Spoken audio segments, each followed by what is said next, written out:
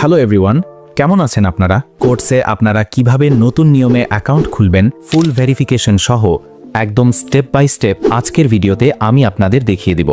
Account খোলার link আমাদের এই ভিডিওর ডিসক্রিপশন বক্সে পেয়ে যাবেন অথবা আমাদের চ্যানেলের যে কোনো ভিডিওর ডিসক্রিপশন বক্সে পেয়ে যাবেন, সেখানে ক্লিক করবেন। আপনারা যদি আমাদের দেওয়া লিংকে ক্লিক করে অ্যাকাউন্ট খুলেন তাহলে বিশেষ সুবিধা পাবেন। আপনার অ্যাকাউন্টে কোনো প্রকার সমস্যা হলে যদি আপনি কোনো ধরনের চিট না করে থাকেন তাহলে আমরা আপনাকে পার্সোনালি সহায়তা করব। নিচে আমাদের টেলিগ্রাম অ্যাকাউন্ট দেওয়া থাকবে, সেখানে যোগাযোগ করলে সহজেই আমাদের থেকে হেল্প নিতে পারবেন। ক্লিক করার পর আপনাদেরকে লগইন পেজে নিয়ে আসবে। এখন শুরুতে অ্যাকাউন্ট খোলার জন্য রেজিস্ট্রেশন অপশন রয়েছে, এখানে ক্লিক করবেন। কান্ট্রি এই অপশনটিতে ক্লিক করে আপনারা নিজেদের দেশ সিলেক্ট করে নিচ্ছে। কারেন্সি ইউএসডি রাখতে পারেন। ইমেল অপশনে যেই ইমেল দিয়ে অ্যাকাউন্ট খুলতে চান সেটা বসিয়ে দিবেন। পাসওয়ার্ডের জায়গায় 8 বা 9 সংখ্যার একটি স্ট্রং পাসওয়ার্ড বসিয়ে দিবেন। নিচে দুটি টিকমার্ক অপশন রয়েছে, এখানে ক্লিক করে টিকমার্ক দিয়ে দিবেন। তারপর রেজিস্ট্রেশন অপশনে ক্লিক করুন। অ্যাকাউন্ট খোলা সম্পূর্ণ হয়ে গেলে আপনাকে অ্যাকাউন্ট ভেরিফাই করতে হবে। প্রোফাইল অপশনে যান এবং দেখুন আপনার অ্যাকাউন্ট এখনো ভেরিফাই হয়নি। ভেরিফাইয়ের আগে ইমেল ভেরিফাই করতে হবে, তাই এই অপশনে ক্লিক করুন। আপনার ইমেলে একটি মেল পাঠানো হবে।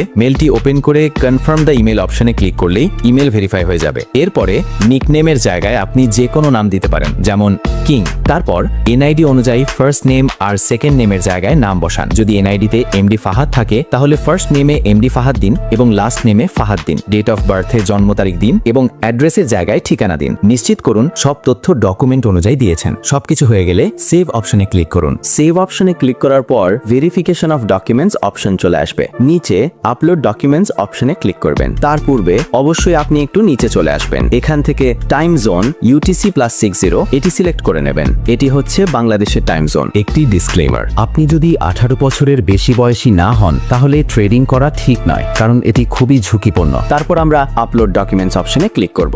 এই অপশনে আমাদের আইডেন্টিটি ভেরিফিকেশন করতে হবে। এই জন্য আমরা এই অপশনে ক্লিক করে টিকমার্ক দিয়ে তারপর কন্টিনিউ অপশনে ক্লিক করব।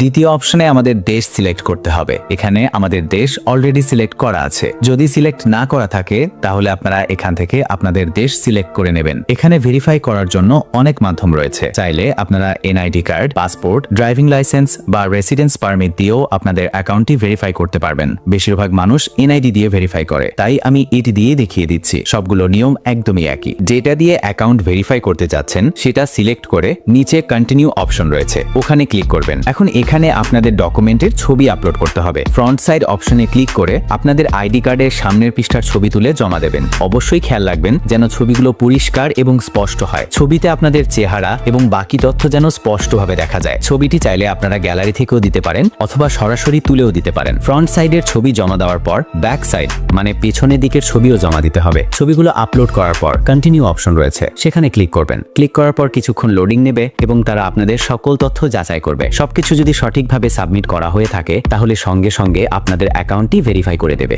আপনার অ্যাকাউন্ট ভেরিফিকেশন হয়ে গেছে। এখন আপনারা চাইলে এখানে ডেমো অ্যাকাউন্টের মাধ্যমে ট্রেডিং শিখে রিয়েল মানি দিয়ে ট্রেড নিতে পারবেন।